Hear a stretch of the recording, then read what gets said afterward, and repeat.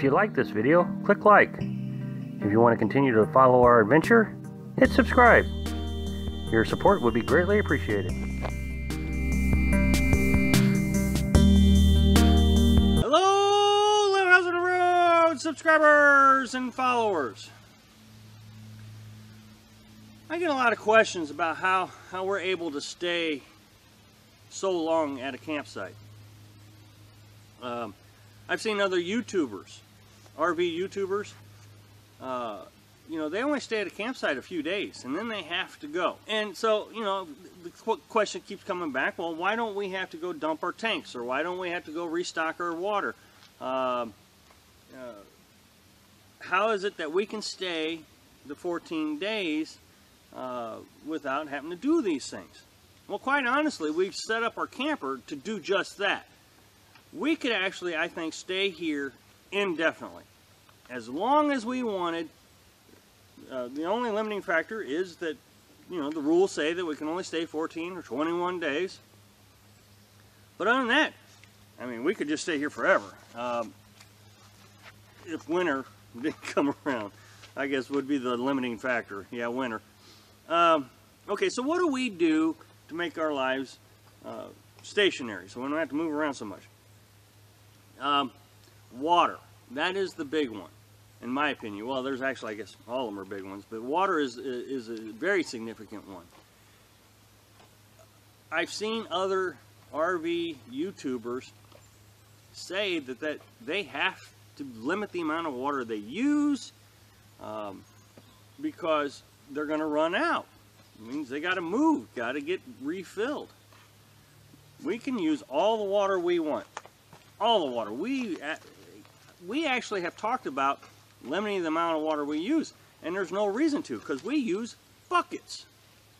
We fill these 5-gallon buckets up, you know, and bring them back to the campsite. And then my system, the way I have it hooked up, my water tank is the bucket. My pump sucks the water right out of the bucket. And I've showed you how we heat our water. Here, you know, we heat it up on the campfire, or we can use the propane stove. And so now we can take that heated pan of water and we can put it where the bucket was and take our shower. It's all, you know, very movable, flexible. So instead of having to take the whole camper to go get water, I only have to take the buckets to go get water.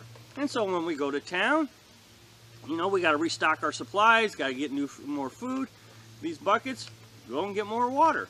Now, of course, we can run out of water before we have to go to town, but the solution to that is just go get more buckets. You know, I think we have 6 buckets, and I think the optimal amount should have been about 10 to 12.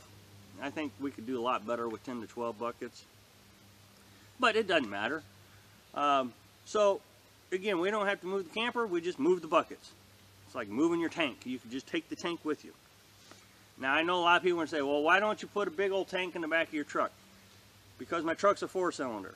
I can't haul around, you know, hundreds of gallons of water all over the place.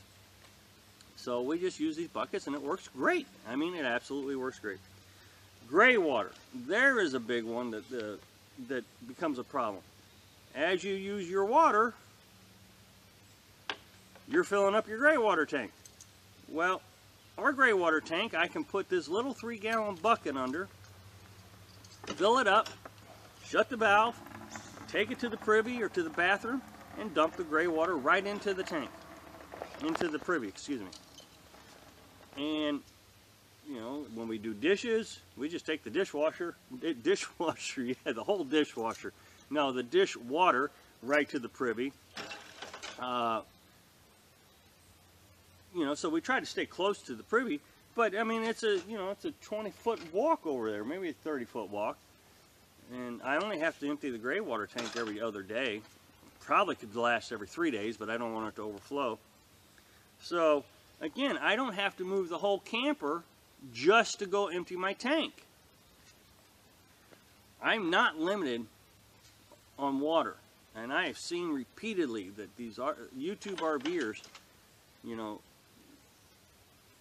are limiting the amount of time they take showers and everything. So black water, well, black water, we don't even have a black water tank. We don't even deal with black water. Of course, we can use the bathroom across the street, or we have our shower tent where we can use our little compost toilet.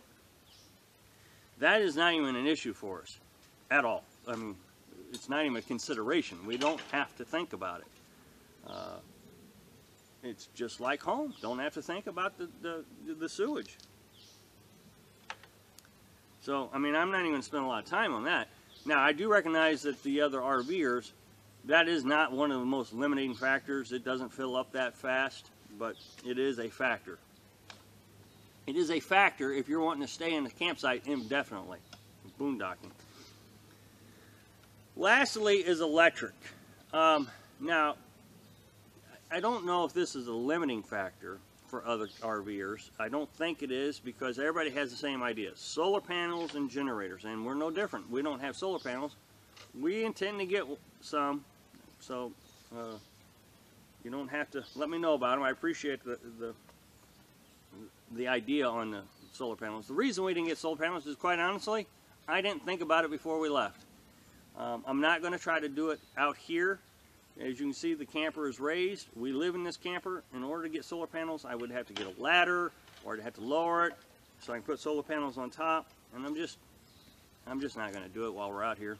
And we're quite happy with our generator. It doesn't, I mean, I guess people think that I run it too much, but you know, I've actually gotten it down to about 3 to 4 hours a day. I'm really doing good with it. I've learned a lot about how to minimize the amount of electric we have to use. But anyway, electric's not a limiting factor either. I only use about 5 gallons of gas every 7 days or so. It's not a lot. So I actually had to go get water more than I had to get gas for the generator. Look, here's the thing, is I think staying at these campsites really for as long as they'll let us stay, really reduces the cost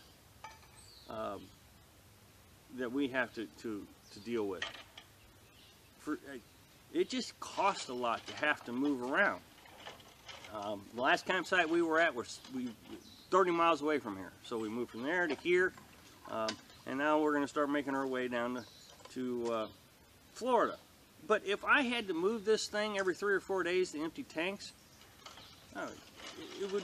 our costs would run up significantly, I'm sure.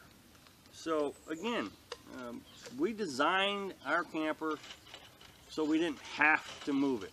So if you're going to do this, I really would suggest that you try to think about how many times you're going to have to dump water, how many times you're going to have to fill water, where you're going to go. These free campsites, this national forest, I think it's 35 miles from any type of town that would allow you to dump water.